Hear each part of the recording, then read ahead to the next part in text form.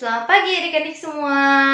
Kita bersyukur ya hari ini kita masih bisa sekali lagi datang ke hadirat Tuhan. Kita mau memuji nama Tuhan, kita mau mendengarkan firman Tuhan. Nah, langsung harap kita semua dalam keadaan yang baik-baik saja dan dalam keadaan yang semangat. Yuk, kita mau mengucap syukur, kita mau katakan terima kasih Tuhan.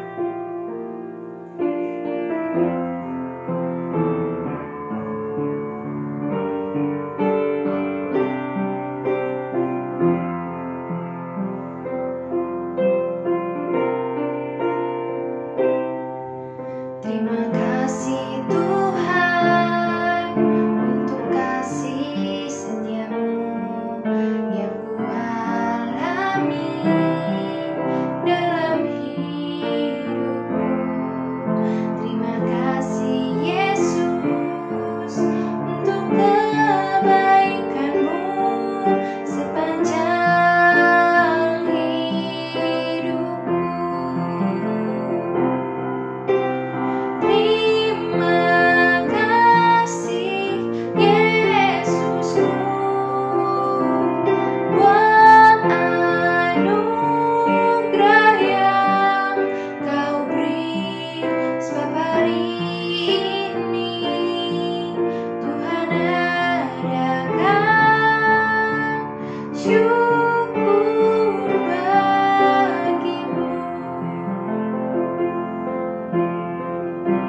Terima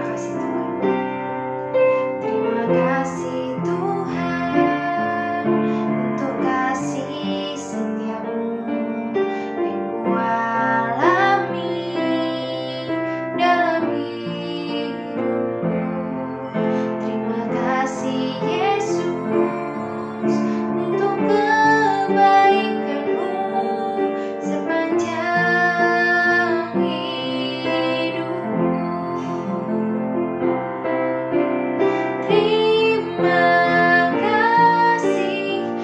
Yesusku buat anugerah yang Kau beri, sebab hari ini Tuhan adakan syukur bagimu. Yuk kita masuk dalam doa. Bapa di dalam surga, terima kasih Tuhan atas hari ini. Kalau kami masih boleh berkumpul meskipun hanya secara online, sebatas online, tapi kami masih bisa beribadah, memuji nama-Mu dan akan mendengarkan firman-Mu Tuhan. Tolong siapkan hati kami agar kami dapat mengikuti ibadah ini dengan baik dan dengan sikap yang menghargai dan menghormati-Mu ya Tuhan. Biarlah ibadah ini bisa berkenan di dalam hati-Mu. Terima kasih Tuhan, dalam nama Tuhan Yesus kami telah berdoa. Amin. Nah adik-adik, kita semua yang namanya orang Kristen pasti punya nih satu buku yang selalu ada dan harus ada di rumah kita dan juga harus kita baca setiap hari. Apa? Ada yang tahu? Coba kasih tunjuk ke Lause nih bukunya. Buku apa ya kira-kira ya? Pasti yakin sih semuanya tahu lah ya, yaitu Alkitab. Nah, firman Tuhan itu adalah perkataan Tuhan yang kita tidak bisa hidup tanpa firman Tuhan. Maka dari itu lo semua ajak nih kita untuk undang Tuhan masuk ke dalam hidup kita melalui firman-Nya, melalui perkataannya, dan kita mau berbuah melalui firman Tuhan. Yuk kita mau nyanyi firman Tuhan ada di dalam hati.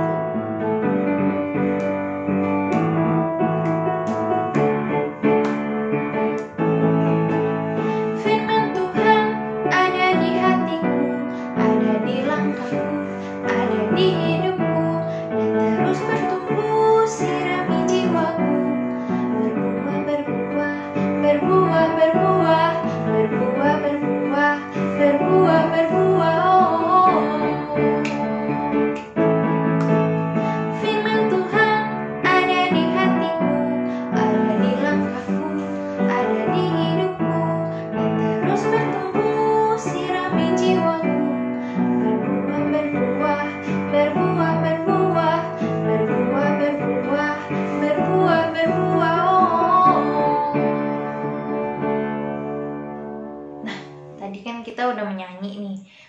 firman Tuhan yang ada di dalam hati kita itu supaya kita bisa berbuah dan terus semakin banyak berbuah. Nah, untuk berbuah kita itu harus berakar dulu, lalu kita harus bertumbuh dulu, baru kita bisa berbuah. Maka dari itu Lause mau ajak kita semua untuk dengan bangkit berdiri, dengan semangat kita mau angkat pujian berakar, bertumbuh dan berbuah.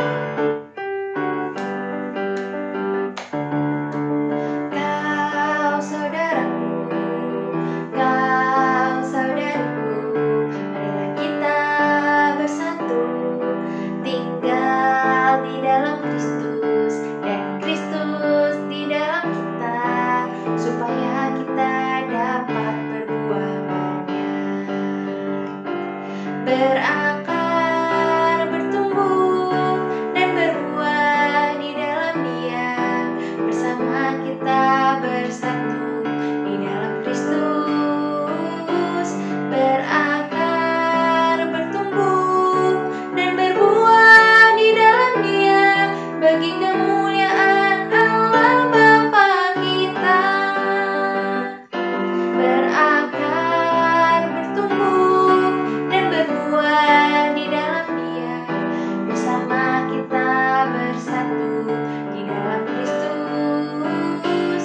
Berakar, bertumbuh, dan berbuah di dalam Dia, bagi kemuliaan Allah Bapa kita. Nah, hari ini kita akan mendengarkan firman Tuhan yang akan dibawakan oleh Lause Shirley. Yuk, kita mau nyanyikan satu pujian untuk menyiapkan hati kita lagi dan membuka hati kita supaya kita bisa mendengarkan firman Tuhan dengan baik. Yuk kita pujikan, kusiapkan hatiku Tuhan.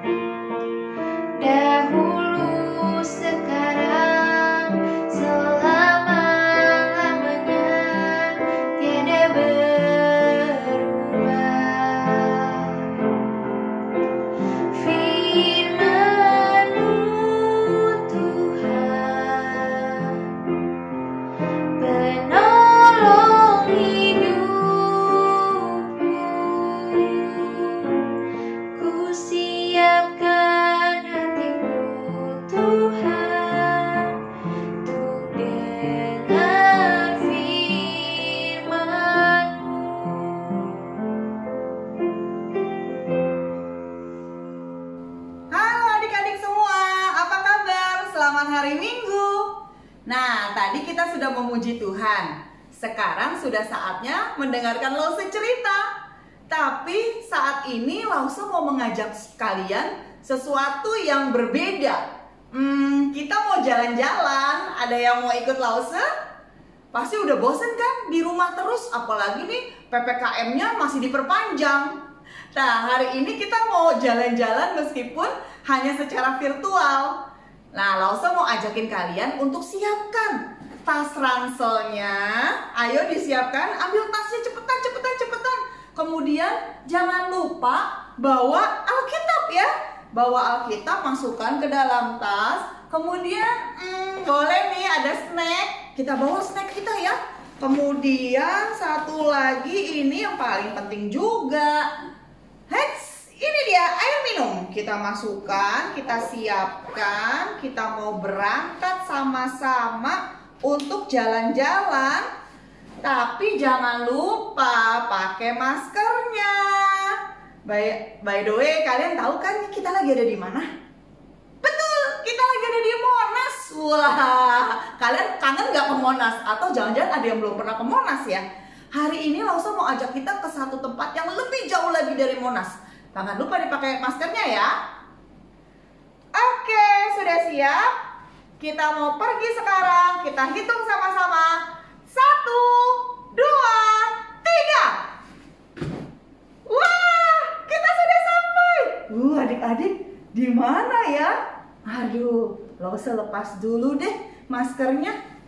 Wah, ada yang tahu nggak nih adik-adik kita ada di mana? Kita ada di Yunani bagian utara. Wah, jauh juga ya. Kita ada di kota yang disebut Tesalonika. Wah, ada yang pernah dengar nggak? Pasti ada yang pernah dengar dong, karena itu adalah nama salah satu kitab di Alkitab kita.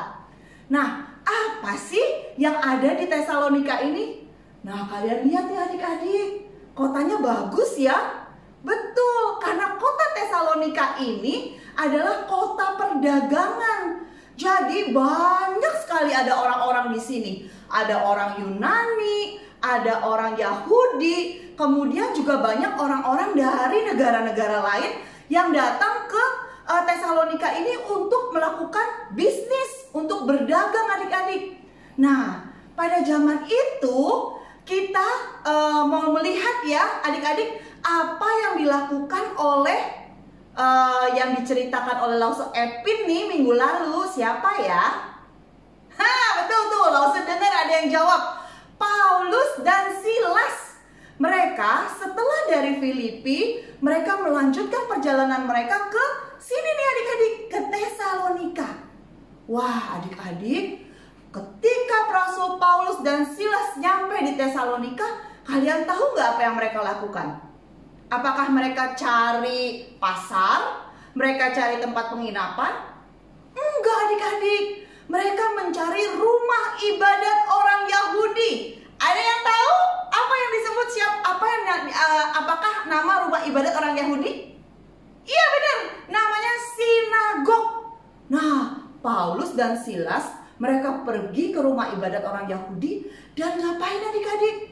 Mereka belajar dan mereka menceritakan tentang Injil. Waduh, tadi kan kita udah bawa Alkitab kita ya adik-adik ya, ada di dalam tas ini ya.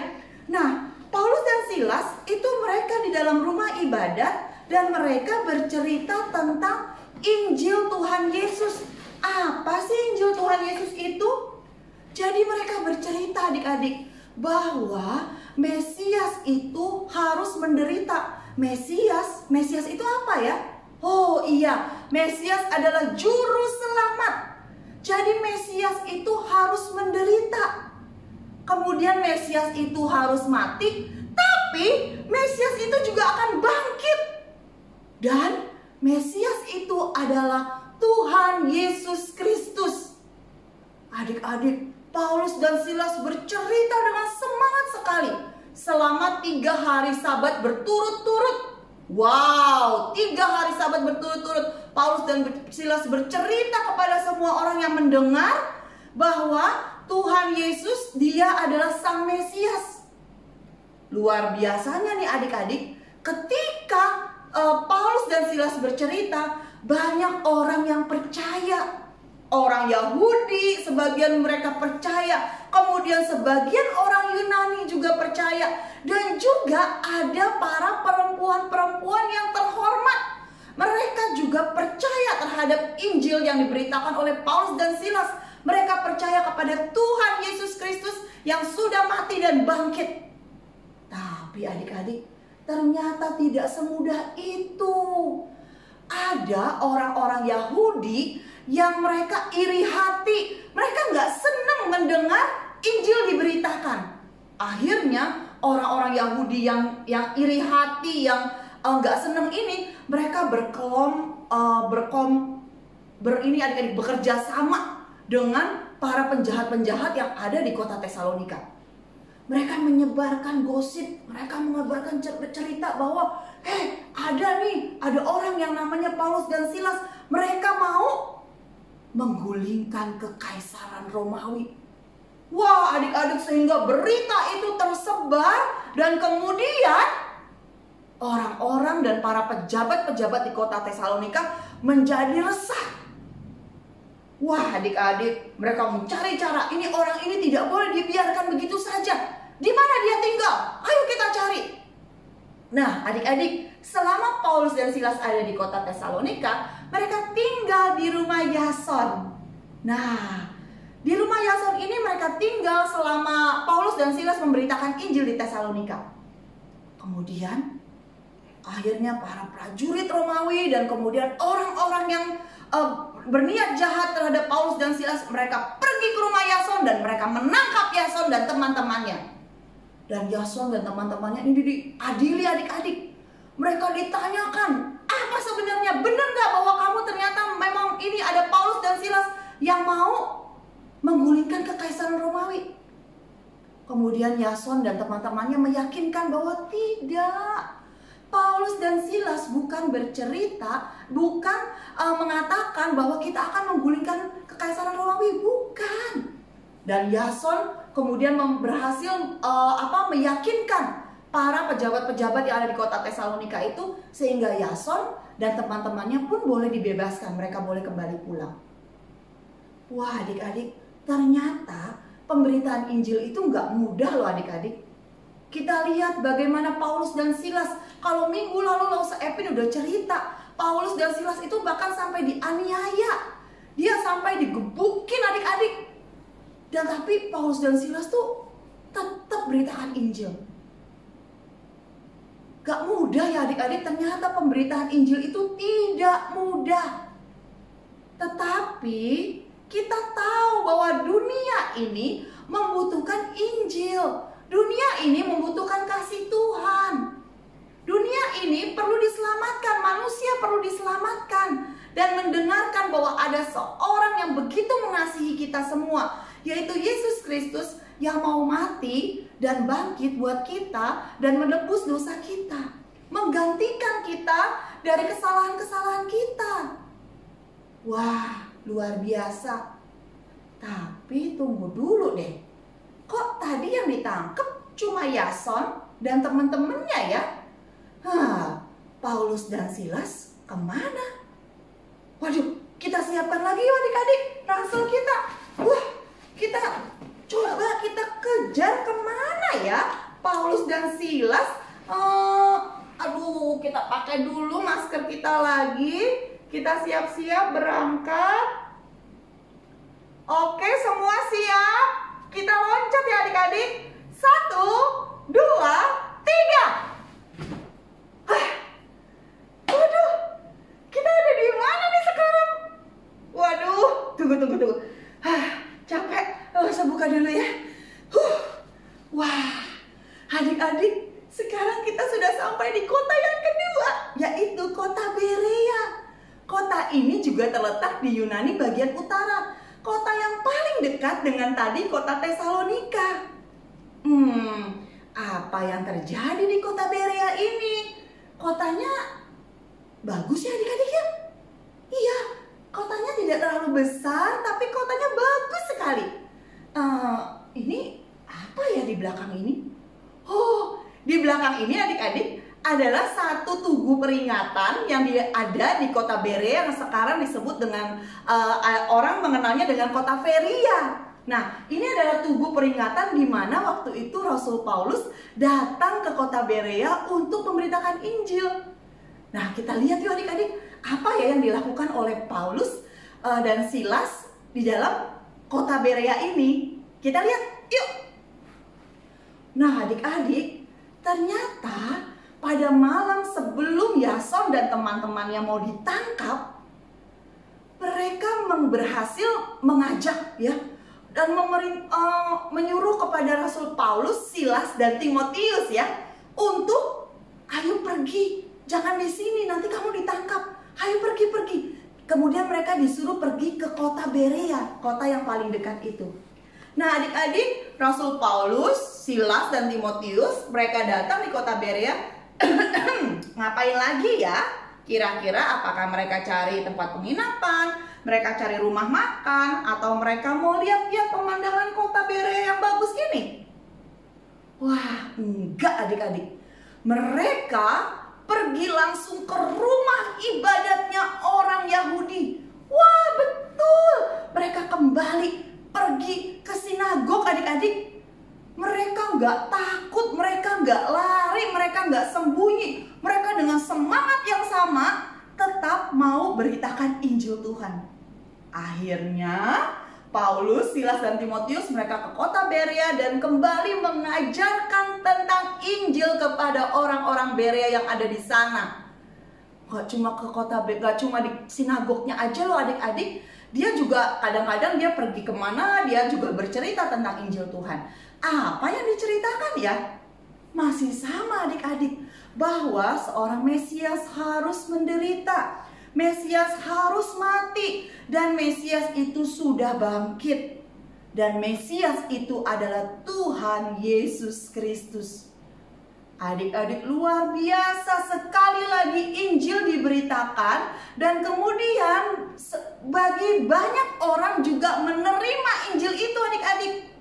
Iya, ada orang yang Yunani, ada orang Yahudi, dan kemudian juga ada wanita-wanita yang terhormat juga. Orang wanita-wanita terkemuka yang ada di kota Berea yang mereka percaya kepada Injil Tuhan Yesus. Tapi ada satu yang berbeda nih adik-adik. Orang-orang di Berea itu mereka nggak cuma sekedar dengerin aja apa yang Paulus ceritakan tentang Injil. Mereka dikatakan di Alkitab setiap hari mereka belajar dan menyelidiki firman Tuhan. Wow, luar biasa. Mereka setiap hari belajar dan menyelidiki firman Tuhan.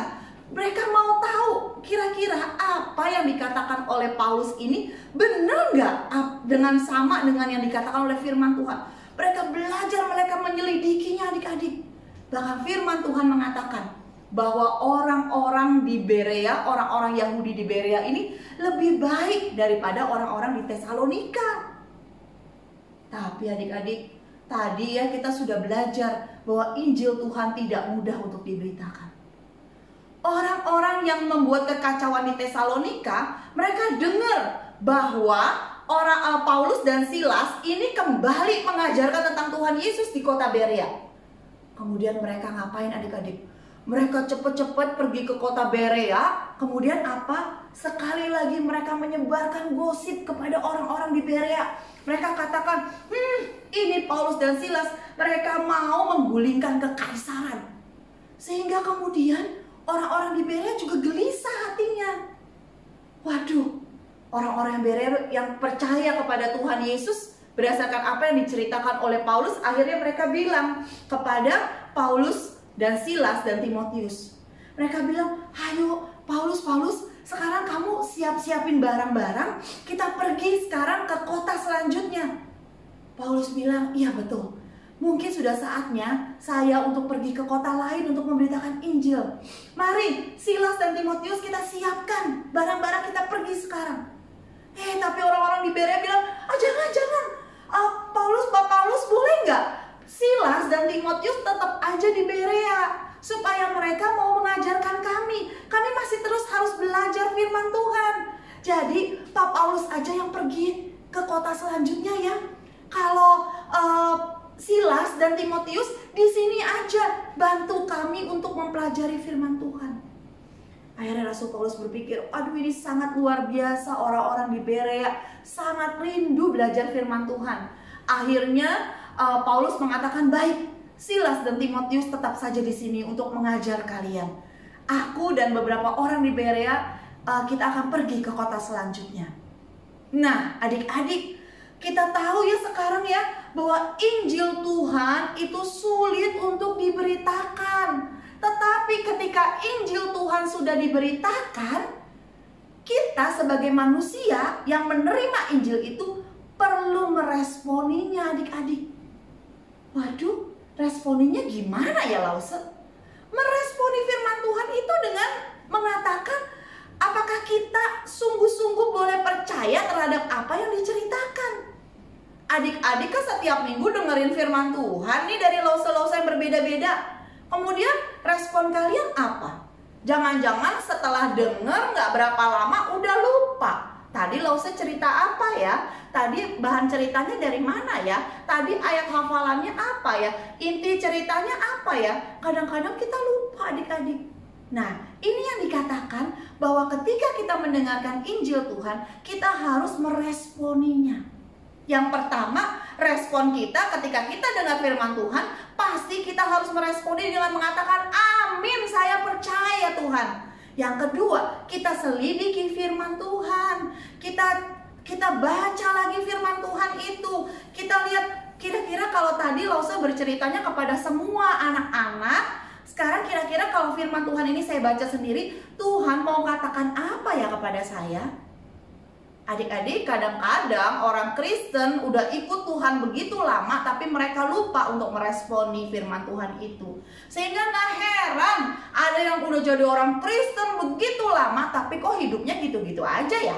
Tetap aja gak ada bedanya sama orang lain. Tetap aja suka ngomong kotor, tetap aja suka nge-cheat, tetap aja suka nyontek, tetap aja suka ngomongin orang. Apa bedanya dengan orang-orang yang tidak percaya Tuhan Yesus? Nah, adik-adik, hidup menjadi orang Kristen yang sudah percaya kepada Tuhan harus mempunyai respon, ya. Responnya kita harus belajar firman Tuhan, dan dari firman Tuhan itu lama-lama kita akan kita tahu kita tidak boleh melakukan hal ini, kita tidak boleh mengecewakan Tuhan. Tuhan gak suka saya begini, Tuhan gak suka saya begitu, jadi saya harusnya begini.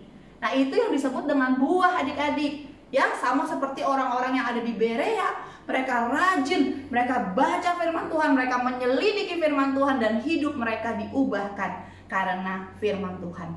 Wah, adik-adik, sekarang ini ngomong-ngomong Rasul Paulus sudah mau lanjut ke kota yang berikutnya nih. Udah siap belum? Kita ikuti ya sekarang ya. Ayo, ini tasnya siap, bajunya siap, maskernya siap. Kita sama-sama pergi. Yuk kita loncat lagi. Gak capek kan loncatnya? 1, 2, 3. Waduh. Akhirnya sampai juga di kota yang ketiga ini. Tapi aduh adik-adik, capek juga ya. Kita istirahat dulu yuk. Boleh keluarin bekalnya ya. Aduh. Wah, lumayan nih Lause bawa kayak cemilan. Ini kemudian sama minumannya nih. Aduh, langsung minum dulu ya, haus banget.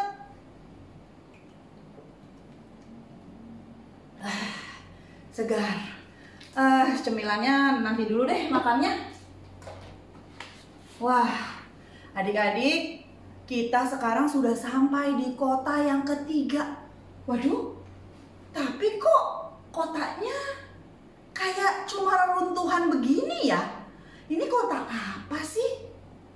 Aduh, bener loh adik-adik. Kota ini pada zaman sekarang memang kelihatannya kayak cuma reruntuhan-reruntuhan doang ya. Nah, yang kalian lihat ini adik-adik adalah bagian dari situs yang dilindungi oleh dunia ya, yaitu daerah yang isinya itu adalah bekas kuil-kuil para dewa-dewa.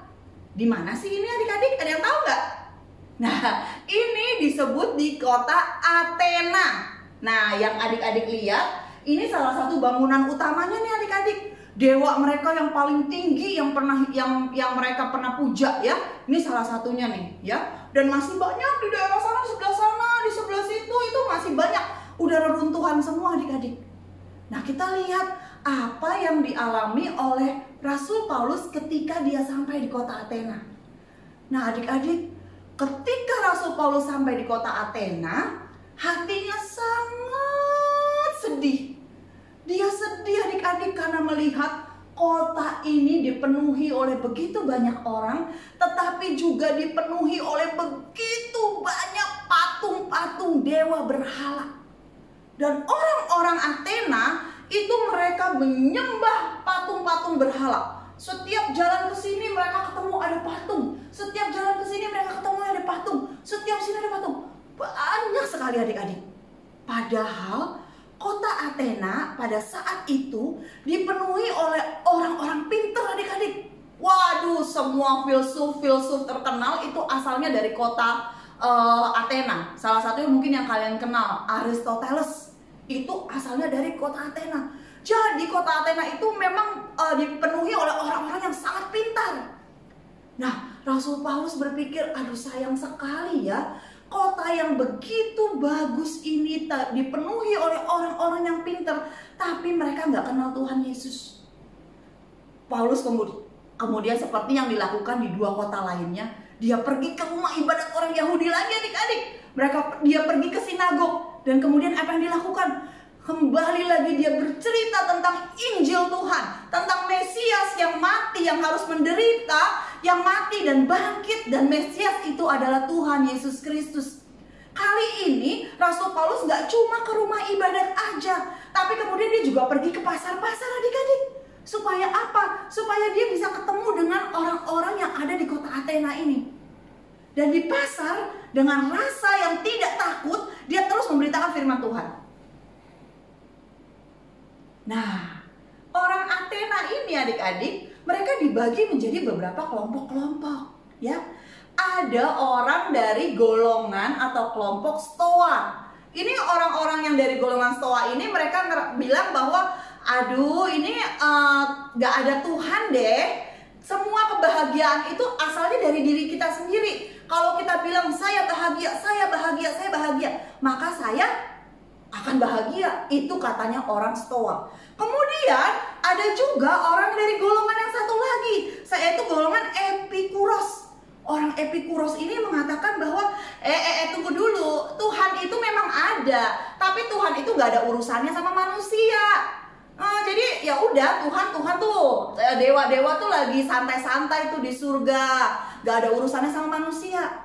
Nah, kemudian ketika orang-orang dari dua golongan ini ketemu dengan Paulus dan mendengarkan Paulus bercerita, mereka mikir, ini apa, ini ajaran apa lagi ya?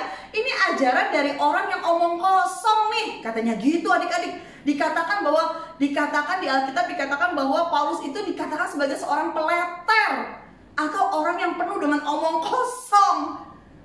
Nah, tapi yang luar biasa adik-adik, orang-orang yang ada di Athena ini, mereka sangat haus untuk belajar. Jadi kemudian Paulus itu dipanggil ke satu persidangan yang namanya sidang Areopagus. Ya, di sidang ini ya mereka berkumpul adik-adik, para pembesar-pembesar ya, kemudian juga para rakyat-rakyat, kemudian dari golongan ini, dari golongan ini, mereka mau dengerin ini ajaran baru apa nih ya? Karena orang-orang di Athena tuh nggak mau dengerin ajaran-ajaran yang udah pernah mereka dengar, mereka nggak tertarik. Tapi mereka tertarik dengan satu hal yang baru. Ya, mereka tertarik dengan apa yang diajarin oleh Paulus ini. Mereka mau tahu apa sih? Nah, akhirnya di sidang Areopagus ini Paulus berkhotbah adik-adik.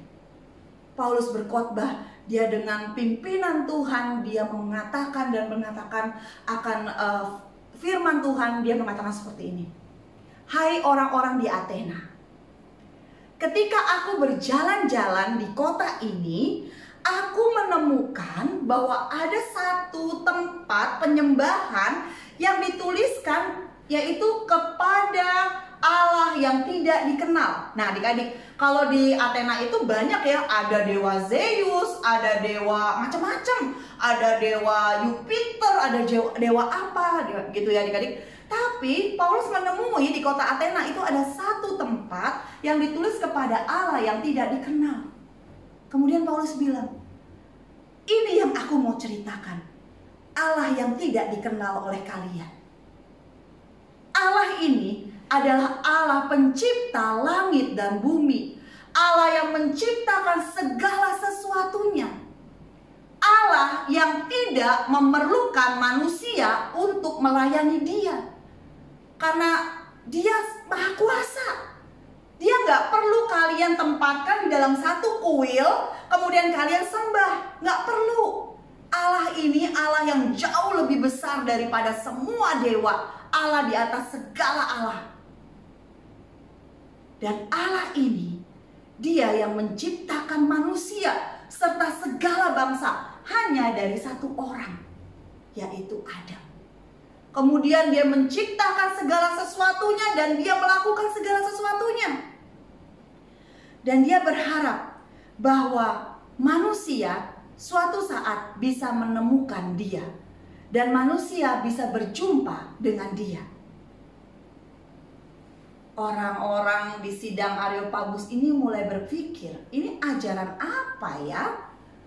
Karena mereka tahu bahwa sebenarnya kalau dewa-dewa itu, yang mereka tahu, dewa-dewa ini menuntut untuk dilayani.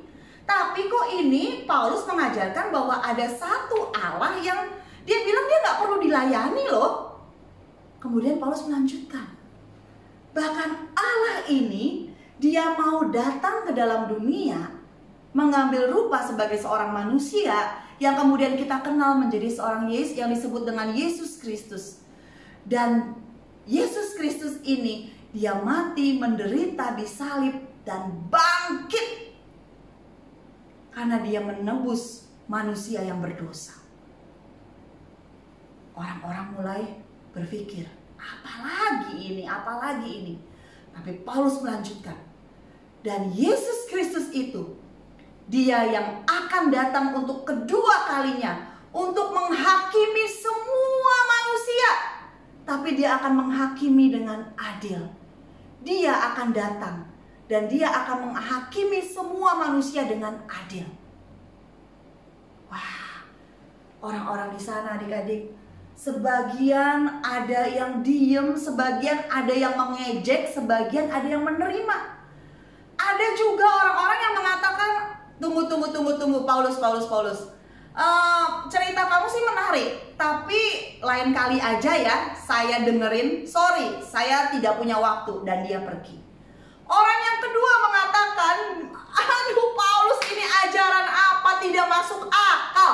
Mana ada orang mati dibangkitkan, kemudian kamu bilang bahwa dia akan datang kembali. Wah, udah, gak masuk akal, saya gak percaya. Tapi kemudian ada juga sebagian orang yang ketika mendengarkan Injil yang diberitakan oleh Paulus, mereka menjadi percaya. Salah satunya adik-adik adalah salah satu anggota majelis pimpinan dari sidang Areopagus itu ya, yang namanya Dionysius. Dan kemudian juga ada salah seorang wanita yang bernama Damaris. Wah adik-adik, hari ini kita belajar bersama-sama dari 3 kota di mana Paulus, Silas, dan Timotius berangkat. Mereka punya respon yang berbeda-beda adik-adik. Yang Lause mau ingetin ke kalian bahwa bahwa Injil Tuhan itu sangat sulit untuk diberitakan adik-adik. Ya, jadi kalau kalian saat ini punya kesempatan untuk mendengarkan Injil Tuhan, terima itu dan responi. Responi dengan hidup kalian. Kalian belajar akan firman Tuhan dengan lebih baik lagi. Apa yang kalian dengar gak cuma sekedar masuk kuping kiri dan keluar lagi kuping kanan. Bahkan gak sempat kalian pikirkan, gak sempat keluar dari kuping yang berikutnya, enggak. Kalian harus meresponi firman Tuhan. Dan firman Tuhan yang diresponi dengan baik akan mengubahkan hidup kita. Hidup kita gak akan jadi sama lagi adik-adik. Contohnya kalau dulu kita sering marah-marah, kita begitu gampangnya marah kepada mama, kepada cici, kepada koko, kepada adik, kepada kakak, kepada semuanya kita sering marah. Kalau kita meresponi firman Tuhan dengan baik, buah kebaikan, kesabaran itu dah ada di dalam diri kita. Dan kemudian adik-adik yang paling penting, ya adik-adik, firman Tuhan yang diberitakan itu, ini adalah saatnya firman Tuhan diberitakan kepada semua orang. Akan tiba saatnya firman Tuhan itu, pintu anugerah yang Tuhan berikan mungkin akan ditutup adik-adik.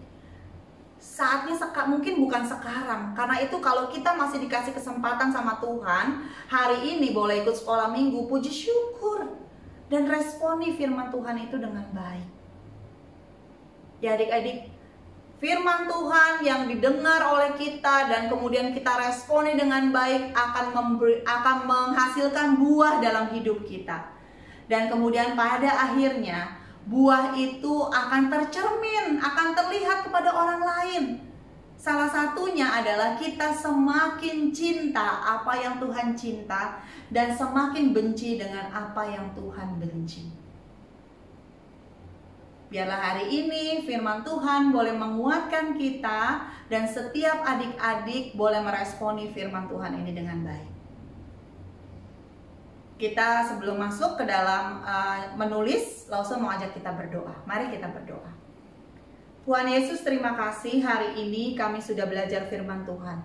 Melalui pengajaran, melalui perjalanan dari Rasul Paulus, Silas, dan Timotius, kami boleh belajar bahwa firman Tuhan, Injil Tuhan itu begitu berharganya, tetapi memang sulit untuk diberitakan. Karena itu Tuhan, biarlah setiap kami yang pada saat ini mendapatkan kesempatan untuk mendengarkan firman Tuhan, biar setiap kami boleh meresponi firman Tuhan ini dengan baik.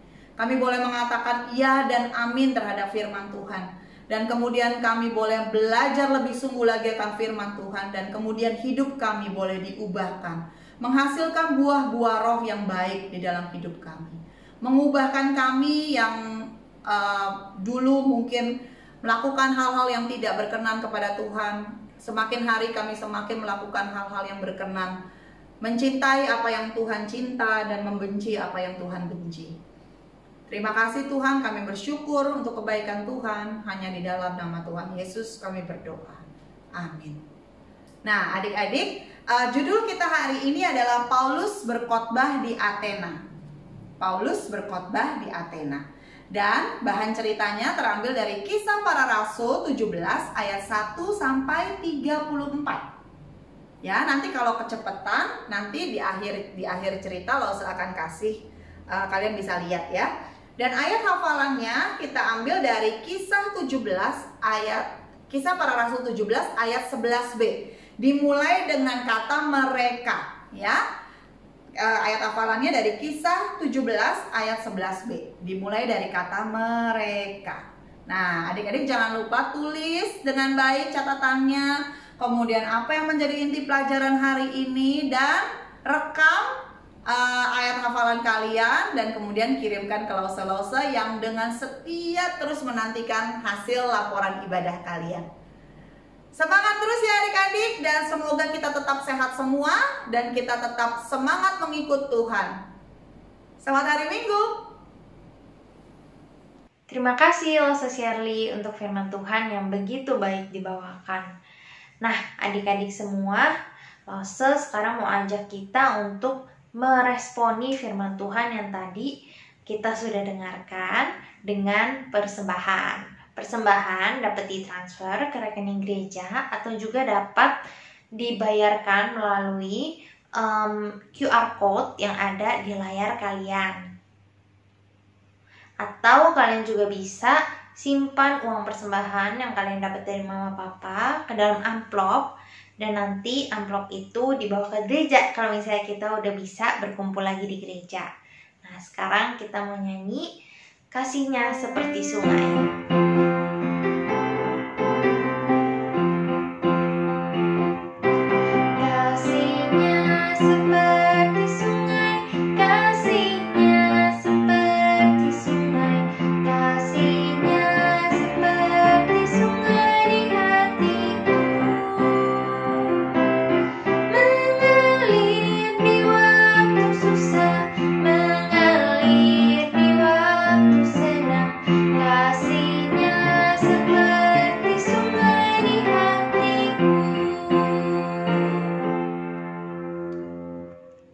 Undang kita untuk bangkit berdiri. Kita mau masuk dalam doa. Bapa di dalam surga, terima kasih Tuhan atas berkat-berkat-Mu yang telah Engkau berikan kepada kami. Tuhan, ini adalah sebagian harta berkat-Mu yang ingin kami kembalikan kepada-Mu untuk pekerjaan-Mu ya Tuhan, untuk pekerjaan gereja-Mu. Biarlah Engkau berkati dan Engkau pimpin tangan-tangan yang akan mengelola uang ini supaya bisa digunakan untuk memuliakan nama-Mu saja ya Tuhan. Terima kasih Tuhan, di dalam nama Tuhan Yesus kami telah berdoa. Amin. Nah adik-adik, tadi kita udah belajar ya. Kita sudah belajar tentang jemaat yang ada di Tesalonika, yang ada di Berea, yang ada di Athena. Nah, apa sih yang kita bisa ambil dan kita contoh dari kehidupan mereka? Ada yang mungkin tidak bisa kita contoh ya, tapi yang paling kita bisa ambil dan kita terapkan di dalam kehidupan kita adalah jemaat yang ada di Berea yang setiap hari rindu untuk menyelidiki firman Tuhan. Maka dari itu Rosa mau ajak kita semua untuk tetap baca kitab suci setiap hari. Yuk kita mau katakan sama Tuhan, Tuhan aku mau baca kitab suci setiap hari. Kita mau nyanyikan lagu baca kitab suci, doa tiap hari.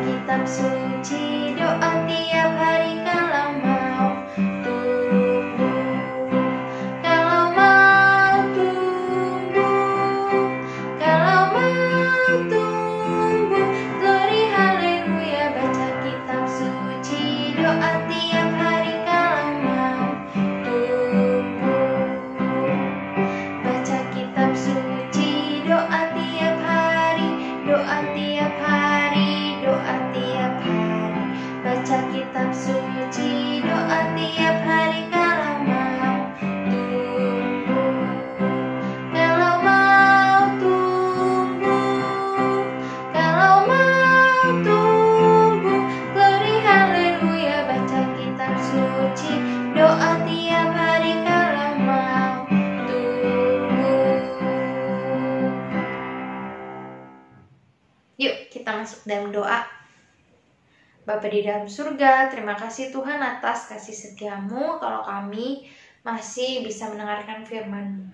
Tuhan, tolong kami supaya kami bisa hidup seperti jemaat-jemaat yang ada di Berea, supaya kami bisa mempunyai kerinduan untuk membaca firman-Mu, mengenal Engkau, menyelidiki firman-Mu, dan biarlah firman-Mu yang terus tinggal dan tumbuh di dalam hati kami dan berbuah ya Tuhan.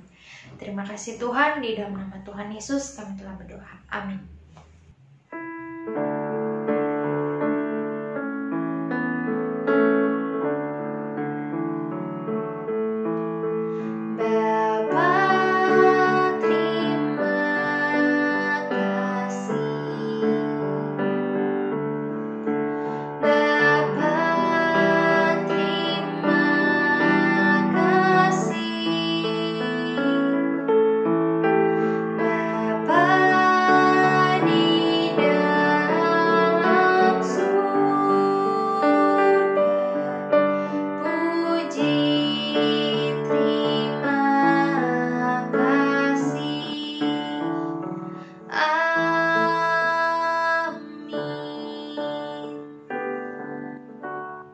Selamat hari Minggu. Sampai jumpa minggu depan. Selamat pagi adik-adik. Nah, hari ini kita mau ada acara graduation, wisuda ya. Karena adik-adik di sekolah juga sudah naik kelas, di sekolah minggu juga naik kelas ya. Nah, Lausu mau tanya nih, adik-adik minggu lalu Lausu Christine ada minta bikin topi toga. Nah, siapa yang udah buat? Coba angkat tangannya. Udah semua ya? Ada yang nggak bikin nggak? Hah? Ada yang nggak bikin? Oh, gak apa-apa ya. Kalau yang nggak buat tapi pernah punya topi toga, gak apa-apa, boleh dipakai. Kalau yang nggak punya juga Nanti setelah ibadah, adik-adik bisa bikin ya. Nanti kita bisa ikutan acara graduation ini ya. Nah, sekarang coba adik-adik yang udah buat topinya disiapin. Ayo ya, ikutin Lause. Ini yang lancipnya di depan ya. Nah, pasangin di kepala. Nah, talinya di kemana ini Lause? Nah, talinya ada di sebelah tangan kiri adik-adik ya. Kalau adik-adik lihat dari layar TV atau layar handphone, mungkin Lause kelihatannya tangan kanan. Tapi adik-adik harus talinya ini di tangan kiri adik-adik.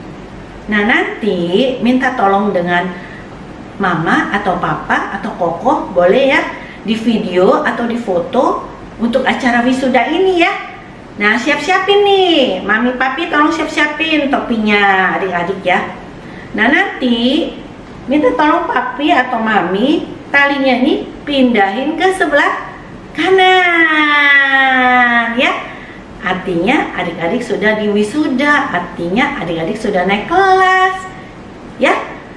Nah, langsung tungguin nih adik-adik. Yuk, siapin ya. Yang udah jadi topinya coba dipakai di kepala. Ayo, langsung tungguin nih. Ingat ya, talinya di sebelah kiri tangan adik-adik ya. Ayo, mami papi sudah siap? Kalau sudah siap, kita barengan nih ya acaranya ya. Graduation akan dimulai. Deng deng deng deng. Nah, sampai video ya, mami papi. Talinya tolong pindahin ke sebelah kanan. Nah, artinya adik-adik sudah di wisuda, sudah naik kelas ya. Nah, mungkin waktu sebelum pandemi tahun lalu adik-adik yang ada yang masih kelas 1 SD, sekarang udah naik kelas 3 loh. Lausenya siapa ya? Nah, lausenya tentunya akan berubah ya, baik untuk anak sekolah minggu GKI Bungur maupun Pos Jemaat Amsutra. Nanti adik-adik bisa lihat ya, lausenya siapa aja ya. Nanti setelah video ini akan adik-adik lihat ya, ada lause-lausenya, ada kelas-kelasnya. Jadi adik-adik bisa tahu, adik-adik sudah naik kelas 3, lausenya siapa, atau yang dari Batita sudah naik ke TKB ya, atau ada yang dari Batita naik TKA gitu ya. Nah, sampai di sini graduationnya untuk adik-adik semua. Terima kasih.